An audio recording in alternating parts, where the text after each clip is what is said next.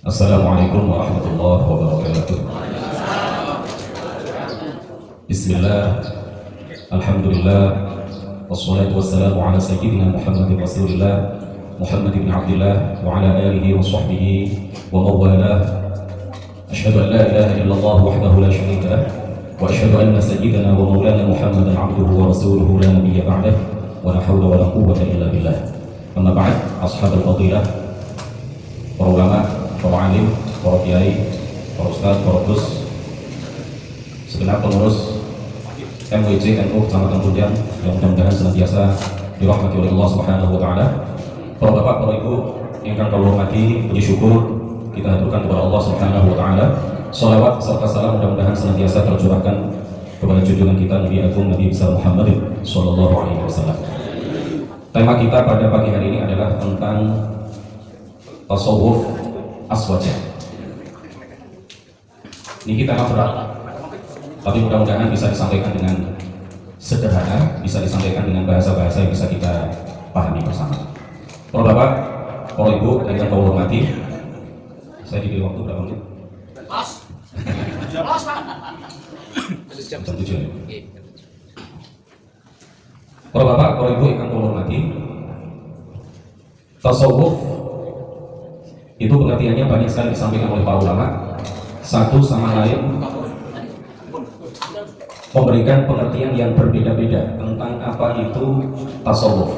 Tetapi inti dari semua apa yang disampaikan oleh para ulama terkait dengan tasawuf, tasawuf itu intinya adalah istiqomah, al-istiqomatu ma'allah, dan berbuat baik dengan sesama hamba, sesama manusia, baik dengan Allah, baik dengan sesama manusia. Itu inti dari tasawuf. Jadi orang yang baik kepada Allah dan baik kepada sesama hamba, seseorang yang memenuhi hak-hak Allah, seseorang yang melakukan semua kewajiban yang Allah wajibkan kepadanya, dan dia memenuhi hak-hak sesama hamba, itulah inti dari seorang sufi, seorang pengamal tasawuf. Banyak sekali pengertian yang disampaikan oleh para ulama, definisi yang disampaikan oleh para ulama, di antaranya adalah apa yang disampaikan oleh Sayyid Ta'ifatus Sufiyah, Al-Imam Al-Junaid Al-Baghdadi. Beliau ini bergelar Sayyid At-Ta'ifah As-Sufiyah karena semua tarekat, semua thariqah, mata rantai sanadnya pasti bersambung kepada beliau. Makanya kemudian beliau bergelar Sayyidut Ta'ifatus Sufiyah, pimpinan para ulama sufi. Menurut beliau, inti dari tasawuf itu adalah al-khuruju an kulli khuluqin bani wa dukhulu fi kulli khuluqin sani. Keluar dari segala perilaku yang hina dan masuk kepada setiap perilaku yang luhur. Sedangkan menurut Syekh Zakaria Al-Ansari, seorang ahli fikih dan juga seorang pengamal tasawuf, beliau mengatakan tasawuf itu atau ilmu tasawuf itu adalah ilmu yang dengannya, dengan ilmu ini kita bisa mengetahui berbagai cara menyucikan diri, menjernihkan akhlak, serta memperbaiki zahir dan batin untuk meraih surga, untuk meraih kebahagiaan abadi, untuk meraih ridha dari Allah Subhanahu wa taala. Jadi Bapak Ibu sekalian, inti dari tasawuf itu adalah bagaimana mengelola jiwa, bagaimana menjernihkan hati dari penyakit-penyakit hati, bagaimana menjauhkan hati kita dari riya, dari takabur, dari penyakit-penyakit hati lain, dari dosa-dosa hati yang lain. Itu inti dari tasawuf. Nah, kalau tasawuf itu didefinisikan seperti itu, maka tasawuf itu sain apa? Sain. Bu, tasawuf niku sain apa? Dari apa yang tadi sudah kita paparkan, berarti tasawuf itu adalah ilmu wa amal, belajar dan kemudian mengamalkan apa yang kita pelajari. Jadi tanpa ilmu kita tidak akan bisa beramal, karena ilmu itu melandasi amal, dan amal itu harus didasarkan dan dilandaskan pada ilmu. Nah, beda dengan apa yang disampaikan oleh orang-orang Wahabi. Orang-orang Wahabi itu mengatakan bahwa orang-orang sufi, ya, orang-orang yang mengamalkan tasawuf, kata mereka adalah orang-orang yang sesat, wajib kita perangi sebelum kita memerangi Yahudi dan Nasrani. Na'udzubillah ini. Jadi Sufia, para ulama Sufia itu selalu diberi label sesat oleh kelompok Wahabi. Thariqat Qadiriyah, thariqat Naqsyabandiyah, thariqat Rifaiyah, Syadziliyah dan sebagainya. Orang-orang yang mengamalkan thariqat itu menurut orang-orang Wahabi adalah orang-orang yang sedang melakukan kesesatan. Karena thariqat atau tasawuf itu tidak ada pada masa Rasulullah, kata orang Wahabi, tidak ada pada masa sahabat. Jadi ini adalah sebuah bid'ah yang dhalalah, sebuah bid'ah yang sesat. Dan setiap kesesatan, kata orang Wahabi, mengantarkan dan menjerumuskan pada api neraka. Na'udzubillah. Nah, kita sering mendengar istilah tasawuf dan kita juga sering mendengar istilah thariqah. Apa perbedaan antara tasawuf dengan tarekat atau thariqah? Tasawuf itu seperti yang tadi saya sampaikan, mengamalkan ilmu. Intinya adalah mengamalkan ilmu. Kita belajar ilmu agama yang fardhu ain, kemudian kita amalkan, kemudian kita belajar hal-hal yang sunnah, kemudian kita amalkan, ditambah dengan menjauhkan diri dari hal-hal yang mubah sebenarnya, tapi nggak ada manfaatnya.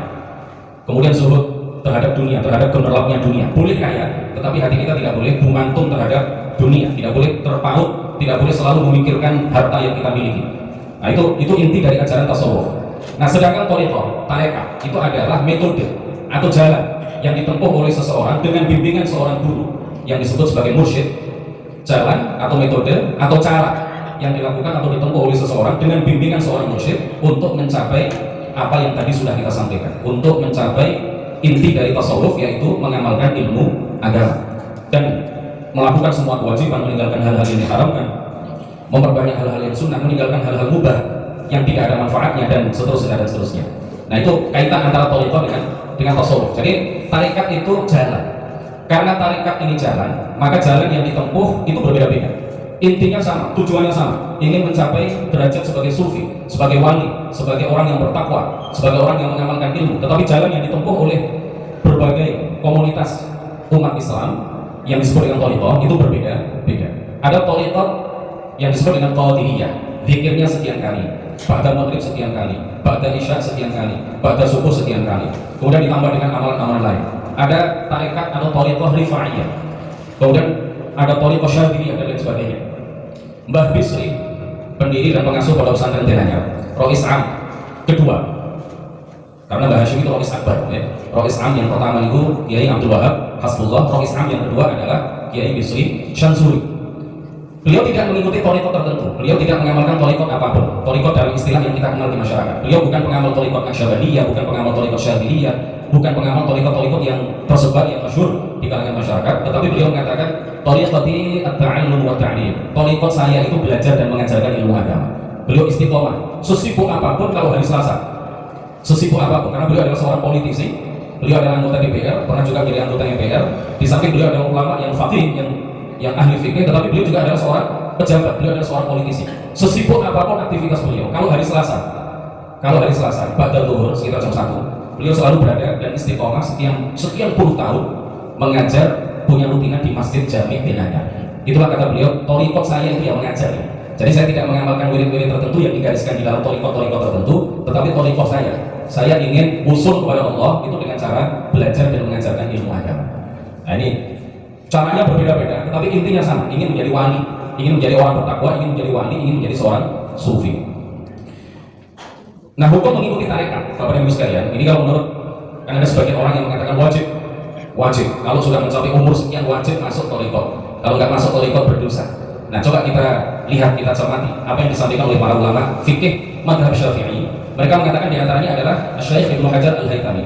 Beliau mengatakan bahwa akhdul ahdi hasanul mahbub, mengambil janji, berbaiat kepada seorang mursyid atau mengikuti tarekat tertentu, itu hukumnya adalah baik dan dianjurkan. Artinya apa? Sunnah. Terus panjenengan boten masuk ke dalam thariqah dalam istilah yang umum beredar di masyarakat, itu baik, ya, sesuatu yang baik, sesuatu yang dianjurkan. Jadi kalau kita tidak ikut thariqah, orang itu kalau dasarnya memang malas, Bapak dan Ibu sekalian, tidak masuk thariqah, ya paling dikasih ijazah sebanyak apapun, itu hanya tertulis saja dan hanya diingat saja, tetapi tidak diamalkan. Tapi kalau sudah masuk thariqah, kemudian berbaikat kepada seorang mursyid, mau tidak mau, kemalasan itu harus dijauhkan dari diri seseorang itu. Kemudian dia awalnya terpaksa mengamalkan zikir-zikir tertentu, tetapi kemudian karena enak, lezat, ya, mengalami sesuatu yang nyaman di hati, mendatangkan ketenangan, mendatangkan kedamaian di hati, akhirnya apa? Itu menjadi sesuatu yang menjadi kebiasaan, menjadi sesuatu yang bisa dirutinkan, akhirnya bisa istiqomah. Nah ini faidah atau manfaat dari thariqah. Kita akan dipaksa di awal-awal untuk secara rutin, secara istiqomah mengamalkan wirid-wirid tertentu, mengamalkan zikir-zikir tertentu, tetapi kemudian setelah itu, setelah sekian bulan, setelah sekian tahun kita merasa nyaman dengan wirid-wirid itu, kita merasa damai, kita merasa tenang hati kita, maka kemudian itu menjadi sebuah kebiasaan dan kemudian bisa dilakukan secara istiqomah. Jadi para ulama mengatakan bahwa masuk thariqah itu bukan wajib, tapi hukumnya adalah sunnah.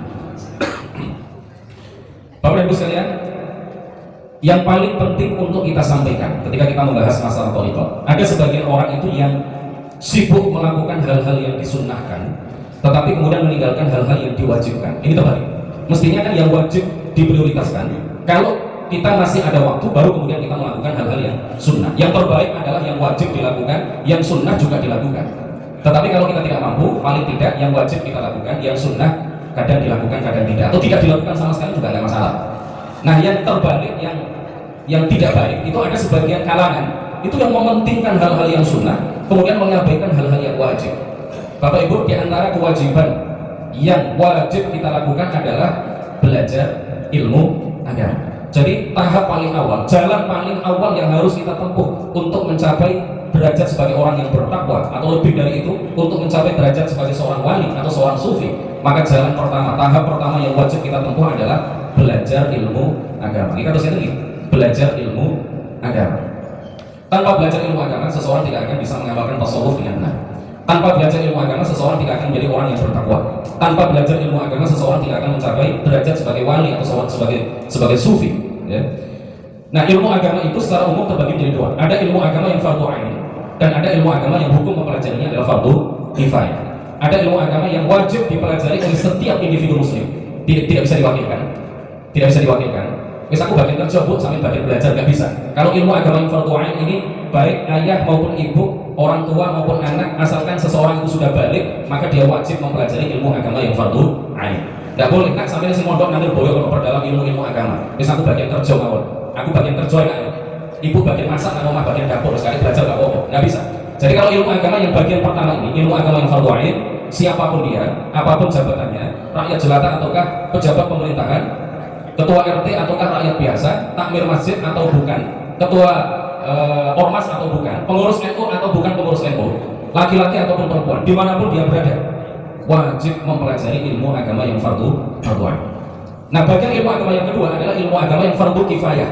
Kalau sudah dipelajari sebagian orang, ini yang bisa diwakilkan. Nah, sampean perdalam ilmu nangguni pelosok, nangguni leboyo, ke pondok kuwakian dan lain sebagainya. Wis ayah bagian ilmu agama yang fardu ain saja. Sampean perdalam ilmu agama yang fardu kifayah. Nah, ini kalau ilmu agama yang fardu kifayah bisa diwakilkan. Bapak Ibu, ilmu agama yang fardu ain itu kaitannya dengan apa? Ilmu agama yang dasar. Ini seumpama panjenengan belajar ilmu agama yang fardu ain. Istirahat sebentar, dia untuk makan, sekedar untuk sholat, sekedar untuk buang hajat. Kemudian besoknya juga pagi sampai malam, besoknya lagi pagi sampai malam. Dalam waktu 1 minggu, 2 minggu, ilmu agama yang fardu ain atau ilmu din atau ilmu agama yang pokok atau ilmu agama yang dasar ini sudah selesai, sudah tuntas panjenengan pelajari. Seminggu, 2 minggu. Kitab yang membuat ilmu agama yang fardu ain, sebagaimana disampaikan oleh Mbah Hashim, sebagaimana disampaikan oleh Kiai Haji Muhammad Hashim Asy'ari, kitab yang membuat ilmu agama yang fardu ain dan seyogyanya dipelajari di awal-awal seseorang belajar ilmu agama adalah kitab Sulamut Taufiq. Ini Bu, ya. Jadi kalau ingin jadi wali itu nggak langsung terus ke hikam, nggak langsung ke Fathul Qorib. Ya, dimulai dulu dengan Sulamut Taufiq. Itu kalau panjenengan pelajari, kemudian panjenengan amalkan, panjenengan sudah disebut sebagai orang yang bertakwa. Tinggal menambah amalan-amalan sunnah, sudah panjenengan jadi wali. Apakah mudah? Tidak mudah, sulit. Mudah dalam teori, tapi prakteknya sulit. Karena Sulamut Taufiq itu kan tidak hanya menjelaskan tentang sholat, tentang dasar-dasar ilmu akidah, kemudian hukum-hukum dasar terkait dengan bersuci, terkait dengan wudhu dan sebagainya, puasa, zakat, haji, muamalah, tetapi juga menjelaskan tentang dosa-dosa hati, kewajiban-kewajiban hati, dosa-dosa mata, dosa-dosa anggota badan, dosa telinga, dosa hidung, dosa lisan, dosa tangan, dosa kaki, dosa farji, cara bertaubat. Itu semuanya kalau dilakukan, kalau dipraktekkan, kalau diamalkan, panjenengan sudah disebut sebagai orang yang bertakwa. Sedikit lagi sudah menjadi sufi, ya. Sedikit lagi sudah menjadi sufi. Jadi untuk mencapai derajat takwa itu tidak harus belajar ilmu tafsir yang mendalam, ilmu fikih yang mendalam. Tidak, itu kalau dilakukan baik, tetapi yang primer, ya, yang pokok itu adalah yang wajib panjenengan pelajari adalah ilmu agama yang fardu ain yang tidak bisa diwakilkan tadi. Dan itu bisa kita pelajari melalui kitab Sulamut Taufiq. Betul Pak ya? Nah, jadi jalan pertama menuju takwa, ini sebagaimana yang sudah kami tulis, adalah mempelajari ilmu agama yang pokok, lalu mengamalkan. Al-Junaid Al-Baghdadi mengatakan, "Thariqun hadza maqbutun bil kitab was sunnah, idh thariqu ila Allah masdudah, illa 'ala al-muttafina athar Rasulillah sallallahu alaihi wasallam." Jalan kita ini, jalan tasawuf itu diikat dengan Al-Qur'an dan hadis. Karena sesungguhnya setiap jalan menuju Allah, kalau ingin menjadi seorang wali, jalan menuju Allah, artinya kalau seseorang ingin menjadi wali, itu tertutup kecuali bagi mereka yang berpegang teguh dengan apa yang telah digariskan oleh Rasulullah Shallallahu Alaihi Wasallam. Nah, kalau kita tidak mengikuti apa yang telah digariskan oleh Rasulullah, ya kita tidak akan bisa menjadi orang bertakwa, kita tidak akan menjadi seorang sufi.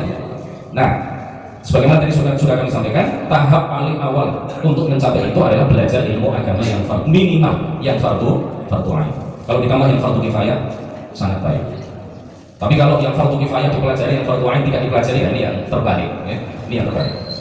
Imam Syafi'i mengatakan, Imam Ahmad Ar-Rifai juga di dalam beberapa kitab dikutip oleh beberapa orang ulama, beliau berdua mengatakan, Bapak Ibu, jangan dikira Imam Syafi'i itu bukan seorang wali. Beliau adalah seorang wali. Beliau adalah seorang wali. Karena wali itu pengertiannya adalah orang yang melakukan semua kewajiban, meninggalkan semua yang diharamkan, kemudian istiqomah melakukan perkara sunnah walaupun hanya satu macam, walaupun hanya satu jenis perkara sunnah, itu sudah menjadi wali. Nah, Imam Syafi'i kan lebih dari itu. Imam Syafi'i adalah seorang wali, tetapi beliau lebih terkenal sebagai seorang mujtahid, ya. Kemudian Imam Ahmad Ar-Rifai juga mengatakan hal yang sama, ya. Beliau ini adalah pencetus dan pendiri thariqah Rifaiyah, salah satu thariqah tertua di dunia. Beliau berdua mengatakan, mattakhadallahu waliyan jahila. Allah tidak akan mengangkat seorang wali yang bodoh. Jadi orang yang tidak pernah belajar ilmu agama yang pokok, tidak tahu tata cara wudu, tidak mungkin jadi wali. Pasti. Orang itu kalau nggak tahu bagaimana cara menyucikan najis, nggak tahu. Cara menjadikan najis ainiyah menjadi hukmiyah, dia nggak tahu. Bagaimana cara mandi jinabat yang benar, dia nggak tahu. Bagaimana cara wudu yang benar, dia nggak tahu. Hal-hal yang membatalkan sholat dia tidak pernah belajar. Wis pokoknya diawur mawon wis. Wong sholat, ya bapaknya sholat, ono ruku, ono sujudnya, malah tulis ditiru atau mawon tanpa belajar. Ditanya rukun sholat apa, dia tidak tahu. Orang yang macam seperti ini, orang yang seperti ini tidak akan menjadi wali. Sinten iku sing dawuh? Mboten kula, sanes kula, tapi Imam Syafi'i mengatakan, mattakhadallahu waliyan jahila. Allah tidak akan mengangkat seorang wali yang bodoh.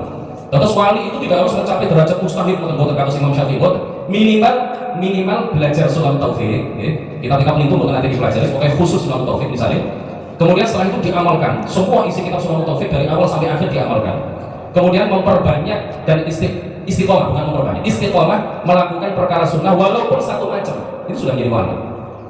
Jadi wali itu tidak semuanya kemudian adalah seseorang yang pakar tafsir, betul. Wali itu tidak semuanya pakar hadis, betul. Wali itu tidak semuanya pakar usul fikih, betul. Tapi wali adalah seseorang yang melakukan semua kewajiban, sekali lagi, meninggalkan semua yang diharamkan dan istiqomah di dalam melakukan perkara sunnah walaupun hanya satu macam, tidak semua perkara sunnah, itu wali. Nah, kemudian yang penting lagi untuk disampaikan bahwa akidah para sufi itu bukanlah akidah yang bertentangan dengan akidah Ahlus Sunnah wal Jamaah. Akidah para ulama sufi, akidah para aulia, akidah para pengamal thariqah itu sejatinya adalah akidah Ahlus Sunnah wal Jamaah. Sebagaimana disampaikan oleh banyak sekali para ulama, ya, di antaranya misalkan Imam Ibnu Arabi, beliau mengatakan, man arada an la yadhilla fala yamli mizan asy-syari'ati min yadihi tarfata 'ain bal yastashibuha laila nahar 'inda kulli qawlin wa fi'lin wa i'tiqad. Barang siapa yang tidak ingin tersesat, maka janganlah ia membuang timbangan syariat dari tangannya sekejap mata pun. Hendaklah ia selalu membawanya siang malam. Syariat itu hendaklah dia terapkan siang malam dalam keadaan apapun di setiap perkataan, perbuatan dan keyakinan. Kemudian Imam Ahmad Ar-Rifai mengatakan, wa'lam anna kulla tariqatin tukhalifu syari'ata fa hiya zandaqah.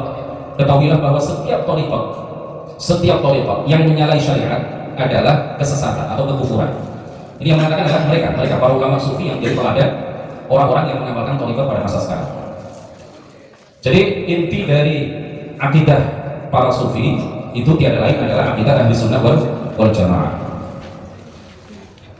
Kemudian Bapak Ibu sekalian, hal penting lain yang menjadi prinsip tasawuf aswajah secara umum dan secara khusus aswajah an-nahdiyah adalah menyatakan bahwa hulul dan wahdatul wujud dalam pengertian yang akan kami sampaikan itu adalah sebuah kesesatan, bahkan sebuah kekufuran.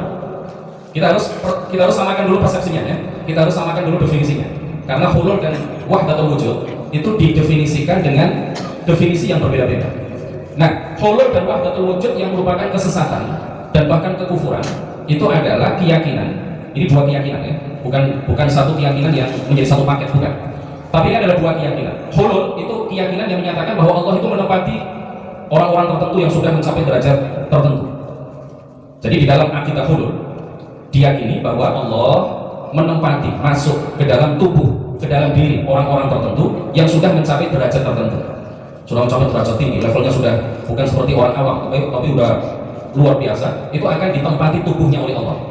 Nah inilah yang dinyatakan oleh para ulama, hulul dalam pengertian seperti ini adalah keyakinan rusak, bukan ajaran yang diajarkan oleh para ulama ahli sunnah wal jamaah. Bahkan Mbah Hashim juga mengatakan secara tegas di dalam kitab Risalah Ahli Sunnah wal Jamaah, akidah hulul dan wahdatul wujud adalah akidah kufur, akidah yang mengeluarkan seseorang dari agama Islam, akidah yang menjadikan seseorang murtad. Itu kalau diyakini, Mbah Hashim yang mengatakan secara eksplisit, secara tegas di dalam kitab Risalah Ahli Sunnah wal Jamaah. Sedangkan wahdatul wujud itu adalah keyakinan yang menyatakan bahwa Allah bersatu dengan alam. Wahdatul wujud adalah sebuah keyakinan yang menyatakan bahwa Allah bersatu dengan alam.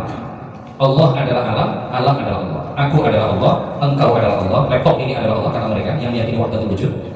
Bahkan ketika ada seseorang yang meyakini wahdatul wujud, ketok pintu, assalamualaikum, kemudian dijawab oleh orang yang punya rumah, waalaikumsalam, siapa di depan pintu? Yang di depan pintu ini adalah Allah, katanya. Itu karena mereka meyakini bahwa Allah dengan alam itu menjadi satu kesatuan. Sama apabila sebuah es batu dimasukkan ke dalam air, kemudian es batu itu mencair, apakah bisa dibedakan mana yang air yang ada di dalam gelas dengan yang bekasnya es batu? Bisa dibedakan atau tidak bisa dibedakan? Itulah gambaran kata mereka antara kesatuan Allah dengan kesatuan makhluk, antara Allah dengan makhluk itu bersatunya itu seperti itu gambarannya. Nah ini tentu adalah sebuah keyakinan yang bertentangan dengan apa yang diajarkan oleh para ulama ahli sunnati wal jamaah. Dan mereka memang seperti itu keyakinannya. Masjid, kata mereka, masjid ini adalah Allah, kurban ini adalah Allah, jajan ini adalah Allah, kotoranku ini adalah Allah, na'udzubillah ya, kotoran itu adalah Allah, tele EPT itu adalah Allah, tele kucing adalah Allah. Kata mereka seperti itu. Karena memang Allah itu betul-betul bersatu dengan alam.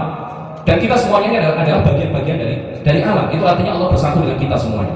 Nah, wahdatul wujud yang dinyatakan sesat dan bahkan kufur oleh para ulama, kufur artinya menjadikan seseorang murtad, itu adalah wahdatul wujud dalam pengertian seperti ini.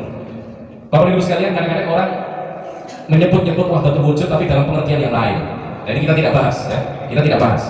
Wahdatul wujud yang mengeluarkan seseorang dari agama Islam kalau diyakini itu adalah wahdatul wujud dalam pengertian seperti yang tadi kami sampaikan. Paham ya?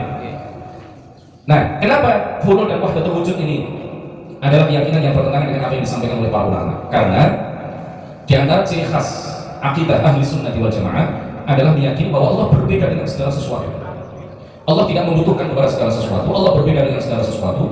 Apapun yang kita bayangkan, Allah berbeda dengan apa yang kita bayangkan. Allah ada, tetapi keberadaannya tidak di atas, tidak di bawah, tidak di kanan, kiri, depan ataupun belakang.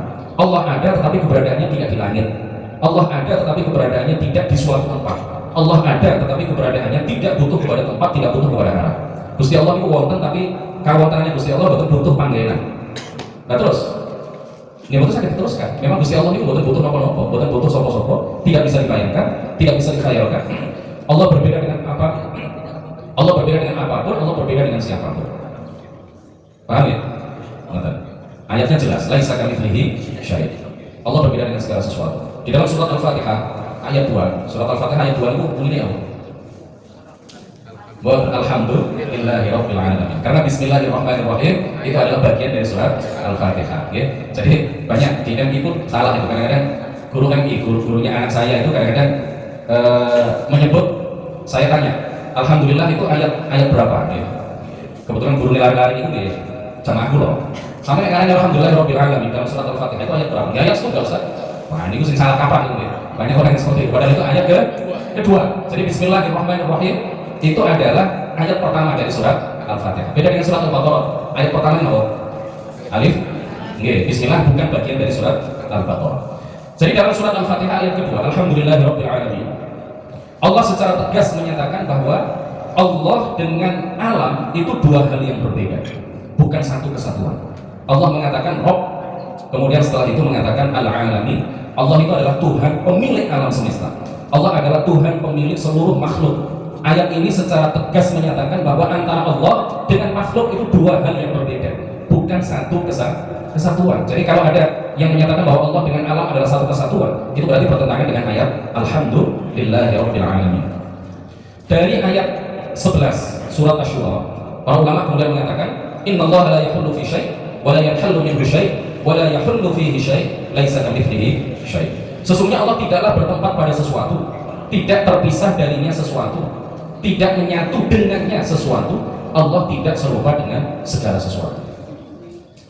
Imam Al-Junaid Al-Baghdadi, pimpinan para ulama sufi pada masanya, Beliau mengatakan lau kuntu hakiman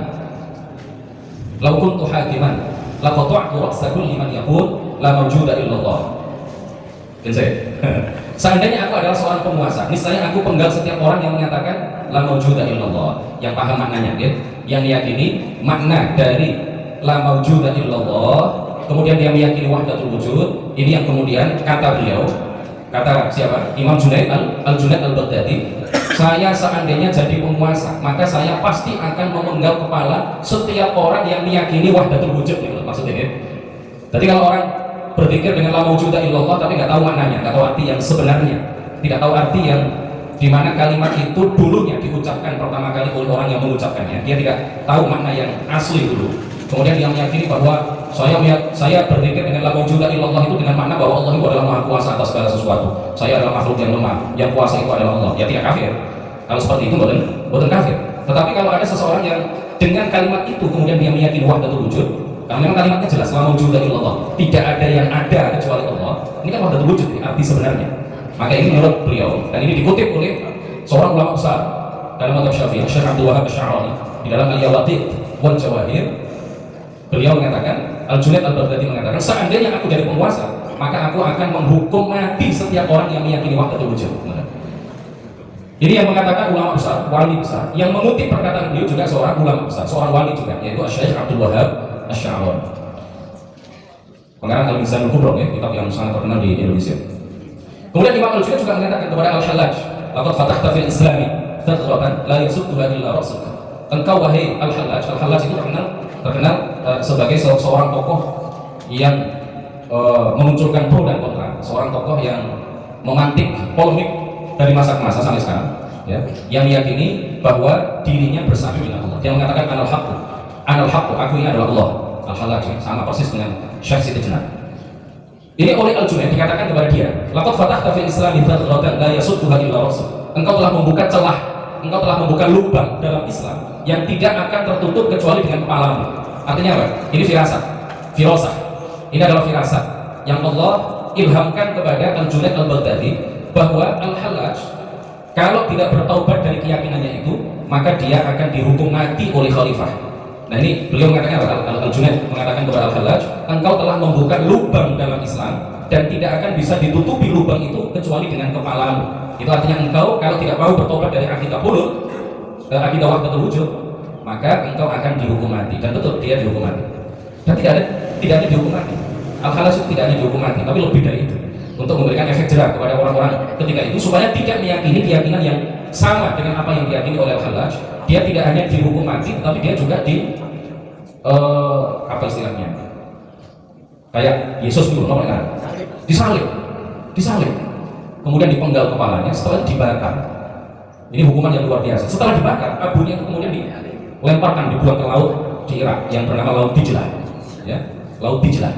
Itu sampai segitu hukuman yang diterima oleh Al-Hallaj karena dia meyakini wahdatul wujud dan juga meyakini hulul.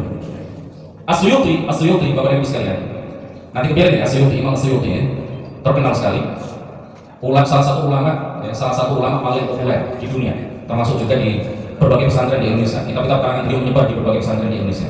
Beliau menyatakan secara tegas bahwa keyakinan wahdatul wujud dan hulul itu adalah keyakinan kufur, keyakinan yang apabila diyakini maka mengeluarkan orang yang meyakini dua keyakinan ini dari agama Islam, menjadikan orang yang meyakini dua keyakinan ini keluar dari agama Islam. Sinten itu As-Suyuti di dalam kitab Al-Fatawa atau Al-Fatawi. Bisa dibaca Al-Fatawa, bisa dibaca Al-Fatawi. Bapak Ibu sekalian, Imam Ahmad Al-Rifai berkomentar tentang Al-Hallaj. Kalau kana 'alal haqqi ma qala 'alal haqq. Seandainya Al-Hallaj itu berada dalam kebenaran, dia tidak akan mengatakan aku adalah hak, aku adalah Allah. Dan seterusnya, ya. Kalau singkat mau. Syekh Muhyiddin Ibnu Arabi ini juga ini tokoh yang sering mendapatkan fitnah. Beliau ini dituduh sebagai pembawa dan penyebar akidah wahdatul wujud dan hulul. Syekh Muhyiddin Ibnu Arabi. Nah, kalau Syekh Muhyiddin ini ditegaskan oleh para ulama bahwa beliau beliau ini bukanlah seorang tokoh yang meyakini wahdatul wujud dan hulul. Beliau tidak seperti Al-Hallaj. Bahkan para ulama pada masa beliau memberikan kesaksian bahwa beliau ini adalah seorang ulama besar dan seorang sufi serta seorang wali. Adapun dua karya yang dinisbatkan kepada beliau, dua kitab yang juga dipelajari baik di Indonesia maupun di hampir seluruh negara di dunia. Al-Futuhatul Makkiyah dan Fususul Hikam, yang di dalam dua kitab ini terdapat keyakinan-keyakinan hulul dan wahdatul wujud, maka para ulama mengatakan bahwa dua kitab karya beliau ini telah diubah-ubah oleh orang yang tidak bertanggung jawab, telah disisipi dengan sisipan-sisipan yang sebenarnya bukan dari tulisan hasil karya Syekh Muhyiddin Ibnu Arabi. Syekh Muhyiddin Ibnu Arabi itu makamnya mengenai Syria, ya. Makamnya pun mengenai Syria. Ini salah satu wali yang makamnya banyak diziarahi oleh banyak orang, ya, oleh banyak orang. Jadi para wali itu di Irak itu kata, di Syria itu kata. Irak, Syria itu bumi para wali. Kalau bumi para nabi itu di Palestina. Di Palestina itu dimakamkan banyak sekali makam para nabi. Tapi kalau para wali itu kadang-kadang mengenai Syria atau mengenai Irak. Syekh Abdul Qadir Jilani itu tentu dimakamkan mengenai Irak. Syekh Ahmad Ar-Rifai, pendiri Tariqat Rifaiyah, yang hidup satu zaman dengan Syekh Abdul Qadir Jilani, yang sama-sama kutub, ya, wali kutub, yang sama-sama ghaus, sama-sama pimpinan para wali, tapi hidup satu zaman, satu negara. Tapi waktu itu belum jadi negara, satu provinsi kan, ya. Irak waktu itu masih provinsi. Hidup satu zaman, hidup satu provinsi, dua-duanya pimpinan para wali di masanya, yaitu Syekh Ahmad Ar-Rifai dan Syekh Abdul Qadir Jilani atau Al-Jailani atau Al-Kailani. Ini dua-duanya makamnya temudi, makamnya di Irak, ya.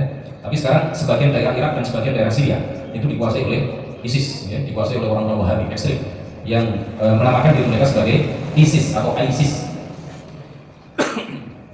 Nah, Syekh Muhyiddin Ibnu Arabi itu mengatakan di dalam kitab Al-Asrar, dari kitab Al-Futuhatul Makkiyah, Babul Asrar, ya, di dalam kitab Al-Futuhatul Makkiyah dia mengatakan maqala bil ittihad illa ahlul ilhad wa man qala bil hulul fa dinuhu ma'lul.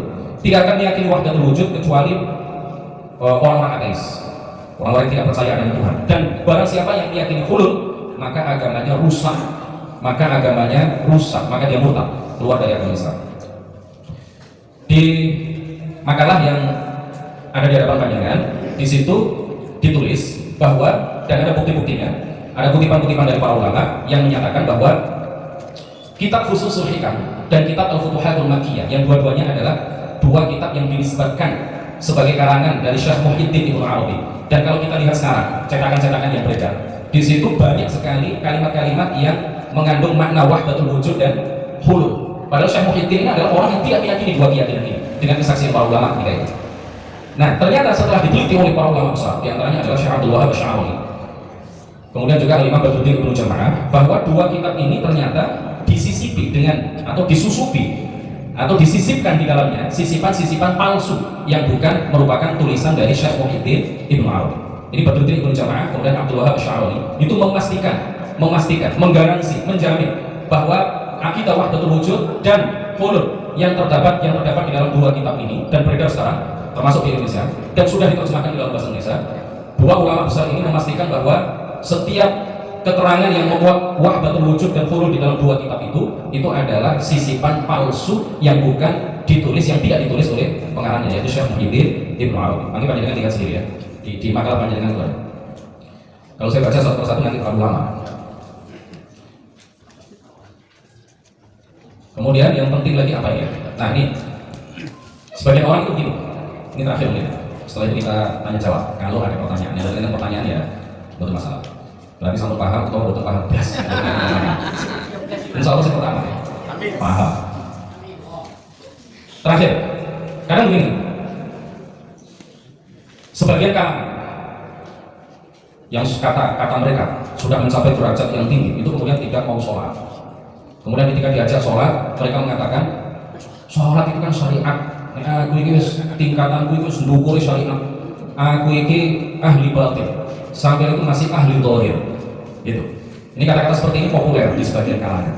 Saya itu sudah usul kepada Allah, tidak perlu sholat karena inti dari sholat itu adalah ingat Allah. Dan saya itu tanpa sholat sudah ingat Allah. Ya teruslah apa? Capek-capek melakukan sholat. Ngoten. Nah, kita ini lurus ngoten. Jelas betul lurus ya?